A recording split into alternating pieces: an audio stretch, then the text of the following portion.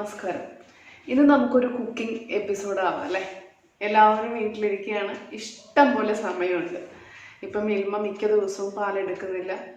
അപ്പോൾ അടുത്ത് ഫാം ഉണ്ടെങ്കിലും ഇപ്പോൾ 2-3 പശുക്കളൊക്കെ ഉള്ള, ഈവൻ ഒരു പശുവുള്ള വീടുണ്ടെങ്കിൽ പോലും നമുക്ക് പാലുകൾ കിട്ടും, ധാരാളമായിട്ട് കിട്ടും, വില കുറഞ്ഞ റേറ്റിൽ കിട്ടും. അപ്പോൾ സമയമുണ്ട്, പാലിൻ്റെ അവൈലബിലിറ്റിയും ഉണ്ട്. അപ്പോൾ നമുക്കൊരു ചെറിയ ചോക്ലേറ്റ് പരീക്ഷണം ഒന്ന് നടത്തി നോക്കാം. ഡയറി മിൽക്ക് പോലെയോ ഗാലക്സി പോലെയോ ഒന്നും അത്ര പെർഫെക്റ്റ് ആയിട്ട് ഷേപ്പും അപ്പിയറൻസും ഉണ്ടാവില്ല, പക്ഷെ അതിനേക്കാളും നല്ല കിഡിലൻ ടേസ്റ്റിൽ സാധനം റെഡിയാക്കാൻ പറ്റും. നമുക്കൊന്ന് നോക്കി നോക്കല്ലേ. ഈ കൊറോണ കാലത്ത് ചോക്ലേറ്റൊക്കെ ഉണ്ടാക്കി ആഘോഷിക്കുകയാണോ എന്ന് നിങ്ങൾ സംശയിക്കരുത് കേട്ടോ. സത്യത്തിൽ അത് അങ്ങനെയല്ല. ഞങ്ങളെപ്പോലെയുള്ള പാൽ കർഷകരുടെ ഒരു വല്ലാത്തൊരു അവസ്ഥയാണിത്. ഇതിപ്പോൾ ഒരു 5 ലിറ്റർ പാലാണ് ഞാൻ ചോക്ലേറ്റ് ആയിട്ട് ഉണ്ടാക്കാനുള്ള ഉദ്ദേശിച്ചിട്ട് ഇളക്കുന്നത്. പക്ഷെ ഇത് ഉണ്ടാക്കേണ്ട വന്ന ഒരു അവസ്ഥയെക്കുറിച്ചാണ് ഞാൻ പറയുന്നത്. എന്താണെന്ന് വെച്ചിട്ടുണ്ടെങ്കിൽ, നമ്മുടെ ഈ കൊറോണ കാലത്ത് ഇതിപ്പോൾ 3-ാമത്തെ ദിവസമാണ് മിൽമ പാല് എടുക്കാത്തത്. ചെറിയ ഒരു പശുവൊക്കെ ഉള്ളവർക്ക് അവർക്ക് എന്തെങ്കിലും ചെയ്യാം, പായസം ഉണ്ടാക്കുകയോ തൈരാക്കുകയോ ഒക്കെ ചെയ്യാം എന്ന് വിചാരിക്കും. ഈ 100-300 ലിറ്റർ പാലുള്ള ഫാമുകാരെന്ത് ചെയ്യും എന്നതിനെക്കുറിച്ച് അറിയില്ല. സാധാരണ രീതിയിൽ ചെറിയ രീതിയിൽ 10-20 പശുവിനെ വെച്ച് ഫാം നടത്തുന്നവർക്ക് ഒരിക്കലും വലിയ ഫ്രീസറുകളോ ഒന്നും ഉണ്ടാവില്ല. പാലൊരു ദിവസം അളവില്ലെങ്കിലും സൂക്ഷിക്കാൻ മാത്രമുള്ള ഫ്രീസറുകളോ ഒന്നും ഉണ്ടാവില്ല. അതൊക്കെ വളരെ എക്സ്പെൻസീവാണ്, കറണ്ട് ചാർജൊക്കെ ചിലവാണ്. പ്രത്യേകിച്ചും ഈ ഫാമിങ് എന്ന് പറയുന്നത് കഷ്ടി മുഷ്ടി മുന്നോട്ട് പോകുന്ന ഒരു പ്രസ്ഥാനമാണ്. നമ്മുടെ ഇന്നത്തെ തീറ്റയുടെ വില അനുസരിച്ചും പുല്ലിൻ്റെ ലഭ്യതക്കുറവൊക്കെ അനുസരിച്ചും വളരെ സങ്കടാവസ്ഥയിൽ ഒരു സിറ്റുവേഷനാണ്. അപ്പോൾ അങ്ങനെയുള്ള അവസ്ഥയിൽ 2-3 ദിവസമൊക്കെ നമ്മൾ പാല് സ്വീകരിക്കാതെ വരുമ്പോൾ നമുക്കിങ്ങനെയുള്ള എന്തെങ്കിലും ഒരു ബൈ പ്രോഡക്ട്സ് ഉണ്ടാക്കി വെക്കേണ്ടി വരും. ഇപ്പോൾ 300 ലിറ്ററിൽ 5 ലിറ്റർ പാല് കൊണ്ട് ചോക്ലേറ്റ് ഉണ്ടാക്കിയോണ്ട് ഒന്നും ആവില്ല. ആദ്യത്തെ തവണ ഒരു 10-50 ലിറ്ററിന് പനീർ ഉണ്ടാക്കി ബാക്കി പാലുകൾ പലർക്കുമായിട്ട് വിതരണം ചെയ്തു. 2-ാമത്തെ പ്രാവശ്യം കുറേ മിൽക്ക് മെയ്ഡും പായസമൊക്കെ ഉണ്ടാക്കി. ഇതിപ്പോൾ നമുക്ക് വേണ്ടപ്പെട്ടവർക്ക് കൊടുക്കാനാണെങ്കിൽ തന്നെ ഒരു ബുദ്ധിമുട്ടാണ്. കാരണം ഈ പാലും കൊണ്ട് നടക്കാൻ ഇന്നത്തെ നമ്മുടെ ഒരു സിറ്റുവേഷനിൽ പറ്റുന്നില്ല. വെറുതെ ആണെങ്കിൽ പോലും നമ്മളിത് കൊണ്ട് കൊടുക്കുമ്പോൾ സ്വീകരിക്കാൻ അവർക്കും ബുദ്ധിമുട്ടുണ്ട്. കാരണം മൊത്തത്തിൽ കൊറോണയെക്കുറിച്ചുള്ളൊരു വ്യാപനത്തിൻ്റെ ഒരു ഭീതി എല്ലാവർക്കും നിലനിർത്തുകയല്ലേ. ഈ കഷ്ടപ്പെട്ട് ഉണ്ടാക്കുന്ന സാധനം പശു ഒരു അമൃത് പോലെ നമുക്ക് ഒഴുകി തരുന്ന ഈ പാല് മറച്ച് കളയാനുള്ള ഒരു വേദന എല്ലാവരിലും ഉണ്ട്. അപ്പം ഈ ഒരു അവസ്ഥയിൽ സത്യത്തിൽ നമ്മളുടെ സർക്കാർ നമ്മളെ എത്ര സപ്പോർട്ട് ചെയ്യുന്നു എന്നുള്ളത് നമുക്കറിയില്ലായിരിക്കും. പക്ഷെ ഇന്നലെ എൻ്റെ ഇന്ത്യയുടെ നോർത്ത് സൈഡിൽ നിന്ന് 2-3 സുഹൃത്തുക്കൾ വിളിച്ചിരുന്നു. ഹൈദരാബാദിൽ നിന്നും മഹാരാഷ്ട്ര ഭാഗത്തു നിന്നൊക്കെയുള്ള 2-3 പേര് വിളിച്ചിരുന്നു. അവർ പറയുന്ന പലരുടെയും ഗ്രോസറീസ് കഴിഞ്ഞു, പച്ചക്കറികൾ കഴിഞ്ഞു. അവർക്ക് പുറത്തു പോകാനോ വാങ്ങാനോ പറ്റാത്ത അവസ്ഥയിലാണ്. കഷ്ടി ഒരാഴ്ചയും കൂടെയൊക്കെ പിടിച്ചു നിൽക്കും. പിന്നെ ഞങ്ങൾ എന്ത് ചെയ്യും എന്നറിയില്ല എന്നൊരു സിറ്റുവേഷൻ അവർ പറഞ്ഞു.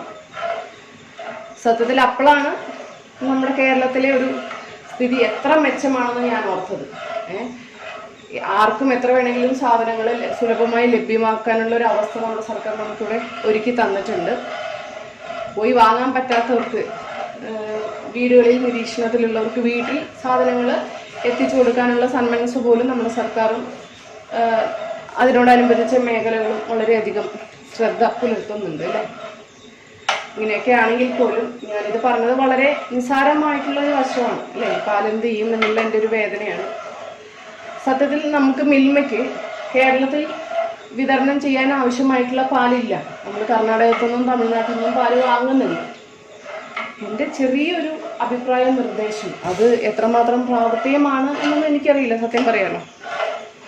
ഈ പാല് ഇങ്ങനെ വരുന്ന സിറ്റുവേഷനിൽ ഏകദേശം ഒരു വർഷം എത്രയോ തവണ ഹർത്താലായിട്ടും പൊതു അവധികളായിട്ടും പാലുകൾ അളവില്ലാത്ത സമയങ്ങളുണ്ട്. അങ്ങനെയുള്ള സമയത്ത് ഈ പാലുകൾ സംഭരിച്ച്, സാധാരണ പോലെ പാലുകൾക്കൊന്നും സംഭരിക്കാനും വണ്ടി ഓടാനും ഒരിക്കലും ഒരു പ്രശ്നം വരാറില്ലല്ലോ അല്ലേ. സംഭരിച്ച് ബൈ പ്രോഡക്ട്സ് ആക്കി വെക്കാനുള്ള ഒരു സംവിധാനം മിൽമ ചെയ്താൽ അത് എത്രമാത്രം ഉപകാരപ്രദമാവും. അതായത് പാൽപ്പൊടിയായിട്ട് സൂക്ഷിച്ചു വെക്കാം, പേടയായിട്ട് സൂക്ഷിച്ചു വെക്കാം, പനീറായിട്ട് സൂക്ഷിച്ചു വെക്കാം, മിൽക്ക് മെയ്ഡായിട്ട് സൂക്ഷിച്ചു വെക്കാം. ഐസ്ക്രീം കുറച്ച് നാളത്തേക്കാണ് ഇരിക്കുള്ളൂ, എന്നാൽ പോലും വേനൽക്കാലത്ത് വളരെയധികം ചിലവുള്ളൊരു സാധനമാണ് അല്ലേ.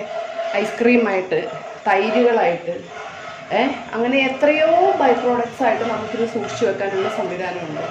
എന്നിട്ട് അത് തന്നെ ഈ പാൽപ്പൊടിയൊക്കെ സാധാരണ പാലിൽ മിക്കവാറും പാലുകളിൽ മിക്സ് ചെയ്യാറുണ്ട്, അല്ലെങ്കിൽ പാലിൻ്റെതായിട്ടുള്ള എല്ലാ പലഹാരങ്ങളിലും പാൽപ്പൊടി മിക്കവാറും ചേർക്കാറുണ്ട്. പാൽപ്പൊടി തന്നെയായിട്ട് സെയിൽ ചെയ്യാറുണ്ട്. അപ്പോൾ അങ്ങനെയുള്ള ഏതെങ്കിലും ഒരു മിഷ്യൻ മതി ഇതുപോലെ ഡ്രൈ ആക്കി പാലും അതിൻ്റെ ഉൽപ്പന്നങ്ങളും വെക്കാനുള്ള ഒരൊറ്റ ഉപകരണം മേടിച്ചാൽ മാത്രം മതി. ഞങ്ങളെപ്പോലെയുള്ള പാൽ കർഷകരുടെ കണ്ണുനീരിന് ഒരു പരിധി വരെ അതൊരു പരിഹാരമാവും. മാത്രമല്ല അത് നമുക്ക് മിൽമയ്ക്കാണെങ്കിൽ തന്നെ പ്രോഡക്റ്റ്സ് ആയിട്ട് വിൽക്കാം, പാലിൽ നമുക്കത് ഉപയോഗിക്കാം. അങ്ങനെ ഒരുപാട് സംവിധാനങ്ങളും സൗകര്യങ്ങളും ഉള്ളതാണ്. ഇപ്പം 5 ലിറ്റർ പാലാണ് ഞാൻ ചോക്ലേറ്റ് ഉണ്ടാക്കാൻ വേണ്ടി വെച്ചിട്ടുള്ളത്.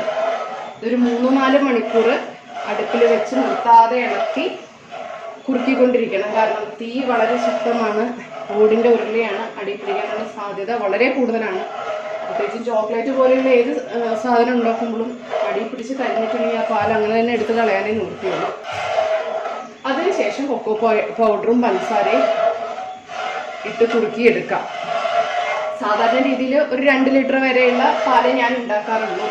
അത് സ്റ്റൗവിൽ വെച്ചിട്ടാണ് ഉണ്ടാക്കാറ്. അപ്പോൾ ഒരിക്കലും നമ്മൾ മൈദ യൂസ് ചെയ്യാറില്ല, കാരണം അത് കുറുക്കിയെടുക്കാൻ വളരെ എളുപ്പമാണ് അല്ലേ.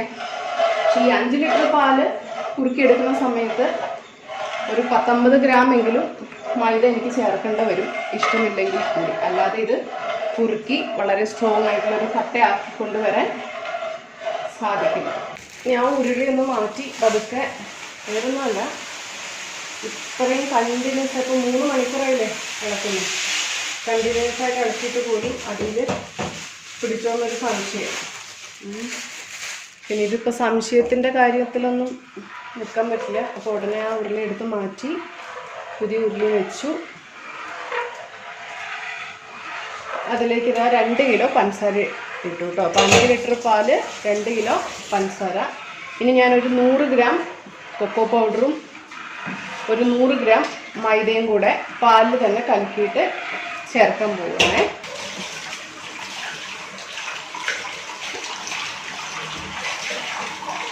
അപ്പം മൈദ പാലിൽ ഒന്ന് മിക്സ് ചെയ്തിട്ടൊന്ന് മിക്സിയിൽ അടിക്കുന്നതാണ് അതിൻ്റെ കട്ടയും ഒന്ന് വരാതിരിക്കാൻ.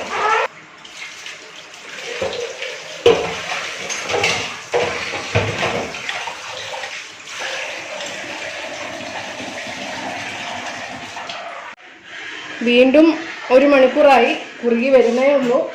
ഞാൻ കുറച്ച് നെയ്യ് ചേർക്കുകയാണ്.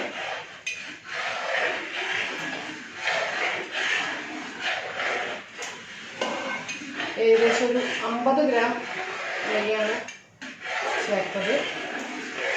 ഒന്നുകൂടി ഒന്ന് നന്നായിട്ട് കുറുകണം. ഇത് കണ്ടോ, വീണ്ടും 1/2 മണിക്കൂറും കൂടെ വെച്ചു. ഏകദേശം ഇത് എടുക്കാനുള്ള പരിവായി. നമ്മൾ ചക്ക വരട്ടി എടുക്കില്ലേ, ഇട്ട് വരുന്ന പരുവം അതാണ്. ഇനി ഒരു ജസ്റ്റ് ഒരു 15 മിനിറ്റ് കൊണ്ട് നമുക്ക് എടുക്കാൻ പറ്റും. എന്നിട്ട് നേരെ നെയ്യ് പരട്ടിയ പാത്രത്തിലേക്ക് ഒഴിച്ചു വെക്കണം. എനിക്കത് വീഡിയോയിൽ പിടിക്കാൻ സാധിക്കില്ല, കാരണം പിടിച്ചാൽ എല്ലാം പണി പാളും. ഞാനിതിപ്പോൾ ഇനി പാത്രത്തിലേക്ക് മാറ്റിയതിന് ശേഷം നിങ്ങളെ കാണിക്കാം കേട്ടോ. അപ്പോൾ നമ്മുടെ ചോക്ലേറ്റ് റെഡി ആയിട്ടുണ്ട്. ഞാൻ എന്താ 3 വലിയ പ്ലേറ്റുകളാണ്. അത്ര ഭംഗിയുള്ള പ്ലേറ്റൊന്നുമല്ല. 2 പ്ലേറ്റ് കഴിഞ്ഞപ്പോൾ പിന്നെ ഒന്ന് നമ്മുടെ കടായി എടുക്കേണ്ട വന്നു. അതിൻ്റെ അടിയിൽ നെയ്യ് കുറച്ച് തേച്ചിട്ട് നേരെ അടുപ്പിൽ നിന്ന് കോരി ഒഴിച്ചിട്ടുണ്ട്. സെറ്റായിട്ടില്ല. ഇനി ഒരു 15 മിനിറ്റും കൂടെ കഴിഞ്ഞാലേ നമുക്കത് ഇഷ്ടമുള്ള വലുപ്പത്തിൽ മുറിച്ചിട്ട് വെക്കണം. ഇപ്പോഴേ മുറിക്കണം, അല്ലെങ്കിൽ പിന്നെ കട്ട് ചെയ്യാൻ നമുക്ക് ഒറ്റ കട്ടയായിട്ട് നമുക്ക് ഒന്നും ചെയ്യാൻ പറ്റാത്ത അവസ്ഥയും. ഇപ്പോൾ അതിൽ നിന്നൊന്ന് നോക്കി, 1 ലിറ്ററോളം ഞാൻ മാറ്റിയിട്ടുണ്ട്. അടുപ്പിൽ നിന്ന് കോരുന്നതിൻ്റെ ഒരു ഏകദേശം 1/2 ലിറ്റർ മുമ്പ് കണ്ടോ 1 ലിറ്റർ മാറ്റി വെച്ചു. ഇതെന്തിനാണെന്ന് വെച്ചിട്ടുണ്ടെങ്കിൽ ഇതായിരിക്കുന്നത് കണ്ടല്ലോ, ചോക്ലേറ്റ് ഷേക്ക് ഉണ്ടാക്കാൻ വേണ്ടിയിട്ടാണ് അല്ലേ. ഇപ്പോൾ ഏകദേശം എല്ലാ കുഞ്ഞു മക്കൾക്കും വീട്ടിലിരിക്കുമ്പോൾ നല്ല വിശപ്പും ദാഹവും ഒക്കെ ആയിരിക്കും. അപ്പോൾ ഇത് ഞാൻ ഇതിൻ്റെ അകത്തുനിന്ന് ഒരു 2-3 ടേബിൾ സ്പൂൺ ഒഴിച്ചു, നല്ല തണുത്ത പാലൊഴിച്ചു. എന്നിട്ട് മുകളിൽ കുറച്ച് ചോക്ലേറ്റ്, ഇതിൽ നിന്ന് തന്നെ എടുത്ത ചോക്ലേറ്റ് ഞാൻ പിച്ചി പറിച്ചിട്ടതാണ്. കണ്ടോ? അപ്പോൾ 3 പ്ലേറ്റ് ഏകദേശം ഒരു എനിക്ക് തോന്നുന്നു ഏകദേശം ഒരു 4 കിലോയിൽ കൂടുതൽ ചോക്ലേറ്റ് കിട്ടിയിട്ടുണ്ടാവും. ഇതെന്താണെന്ന് നിങ്ങളൊന്ന് അത്ഭുതപ്പെടുന്നുണ്ടാവും അല്ലേ? പ്രത്യേകിച്ചൊന്നുമില്ല, നമ്മുടെ ഒന്നാന്തരം ചക്കപ്പഴമാണ്.